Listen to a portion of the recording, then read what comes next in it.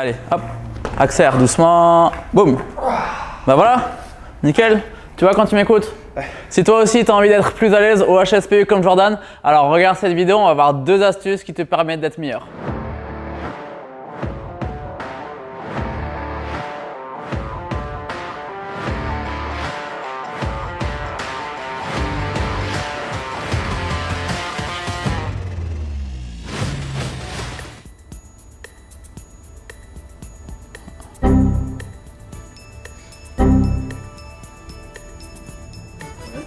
Ouais. Donc il pique. Oh putain, mais t'as pas bougé. C'est derrière. Le HSPU est un mouvement phare de gymnastique dans le CrossFit qui peut demander beaucoup de travail avant d'être maîtrisé. La simple et bonne raison, c'est que ton poids de corps, tu peux pas le changer. C'est pour cela que dans cette vidéo, je vais te proposer 2 astuces qui vont te permettre de t'améliorer en HSPU et peut-être de passer tes premières répétitions. Comme je te l'ai dit et comme tu le sais, le HSPU est un mouvement de poids de corps et malheureusement, si on n'arrive pas à se soulever nous-mêmes, il va falloir trouver des alternatives pour pouvoir progresser. Personnellement, avant de commencer le CrossFit, j'avais déjà fait 5 ans de musculation, ce qui m'a permis d'être suffisamment à l'aise et suffisamment fort pour maîtriser tous mes mouvements au poids de corps et donc de gymnastique. Malheureusement, pour beaucoup de pratiquants, cette partie de renforcement a été un petit peu oubliée, où on leur a juste pas montré comment faire ces exercices et pourtant c'est essentiel. Ce qui ne fait aucun doute, c'est que le HSPU demande énormément de force dans les épaules et dans les triceps et c'est pour ça qu'aujourd'hui, je vais te montrer un exercice qui va te permettre de te renforcer et je parle du développé incliné comme en musculation. A few moments later. Bon les gars, faut se le dire, c'est un petit peu l'excuse pour préparer le Summer Body 2021 ou 2022, ça dépend pour qui. Mais donc comme je l'ai dit, le développé incliné, ça va nous permettre de renforcer nos épaules, nos pecs et nos triceps. On pourrait utiliser d'autres exercices comme les développés assis qu'on a l'habitude de faire lorsque l'on fait du strict press, mais sur cet exercice, ça va nous permettre de charger un petit peu plus et de prendre plus lourd. Ça marche, donc ça va ressembler à ça. Jordan vous fait une magnifique démonstration. Lui aussi, il a fait 5 ans. Combien de muscu? 10 ans, moi. 10 ans de muscu, les gars, pour être comme Jordan. Donc, les haltères, tout simplement, on va pas faire un tuto développé incliné, mais c'est juste pour vous montrer le genre d'exercice que l'on peut faire. Tout simplement, 2 haltères, on peut aussi le faire avec une barre, mais il va venir descendre au maximum et va venir tendre ses bras. Donc comme je vous ai dit, on développe les pecs, les épaules et les triceps. Donc les gars, en plus de se sentir pumpé, bien congestionné, pour être solide dans le miroir, franchement le renforcement, vous faites comme ça, vous prenez des potes, vous allez dehors au soleil, vous buvez des bières après votre training et vous allez vraiment vous sentir au top de votre forme.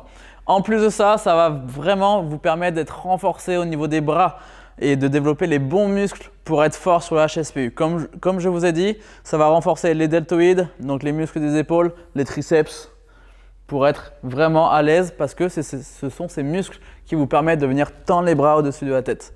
Donc le renforcement, que ce soit sur un banc incliné, à plat ou encore assis pour faire du développé en strict press, est vraiment primordial pour être à l'aise. Maintenant qu'on a parlé de muscles, de bière et qu'on est prêt pour la plage, je vais enfin te parler de la technique sur la HSPU et plus particulièrement du timing. On s'est tous déjà fait mal au cervical lorsqu'on a fait nos premiers HSPU en keeping et il peut y avoir 2 choses qui peuvent être la cause de ces douleurs. La première, on l'a déjà vu, c'était le manque de force qu'on va travailler avec l'exercice que je vous ai montré avant. La deuxième, ça peut être un manque de coordination et un manque de timing dans notre mouvement. Donc la première chose, avant de vouloir faire le mouvement vite, il faut le faire bien et dans le bon ordre. Donc Jordan va nous montrer le mouvement des HSPU sur le keeping. Il va se lancer les bras tendus. Donc première chose, il va fléchir les bras et ensuite il va venir fléchir les jambes. Et après, il va renvoyer les jambes puis terminer avec les bras. Il va recommencer. Ce sont les bras qui commencent, les jambes ensuite, et il termine. Dernière, hop, les jambes, boum, et il termine son mouvement. Donc ça, c'est le mouvement standard comme on vous l'a appris. Maintenant, on va dissocier le timing pour les débutants et du timing pour les avancés. Pour les débutants, la chose sur laquelle il va falloir se concentrer, c'est le fait de bien pousser dans les jambes avant de pousser dans les bras. On a tendance à vouloir pousser dans les bras car ça demande énormément de force dans les bras, certes, mais lorsque l'on fait un keeping, la force ou la vitesse va venir du bas du corps, donc dans nos jambes.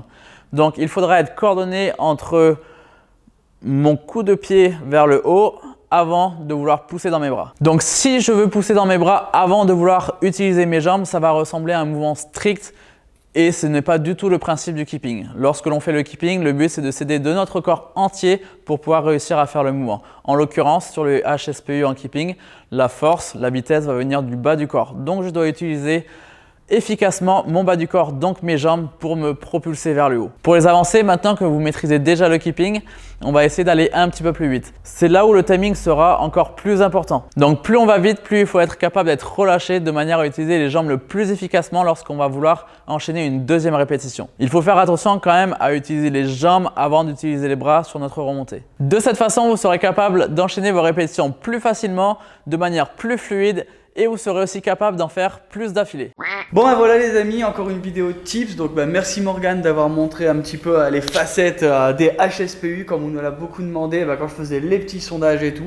J'espère que ça va vous aider déjà à comprendre, comme tu l'as dit, que le renfort c'était important. Ne le négligez pas, même si on a eu des petits moments où effectivement on disait que le CrossFit, le renfort n'y avait pas sa place. Alors, comme tu l'as dit, c'est essentiel. C'est la base. Voilà, donc faites des sessions de renfort chez vous, même à la boxe. Voilà, n'ayez pas honte de prendre des haltères, de prendre une barre pour vous renforcer en faisant des séries comme en muscu. Ça vous aidera vraiment à passer tous vos mouvements. Écoute Morgane, merci de tes astuces. Yes, avec plaisir, toujours. Hein. Voilà, toujours. Donc n'hésitez pas, comme d'habitude, il y a les commentaires, ils sont faits pour ça. Si vous aussi vous voulez des autres astuces sur les mouvements du CrossFit, comme vous l'avez vu, on y répond, on vous écoute. Et puis la vidéo, elle est terminée. Si vous n'êtes pas dedans, laissez des pouces bleus, abonnez-vous, allez faire un petit tour sur les réseaux de Morgane, comme d'habitude, ils sont en description. Et puis nous on se retrouve chaque mardi et dimanche pour une prochaine vidéo. Allez, ciao ciao.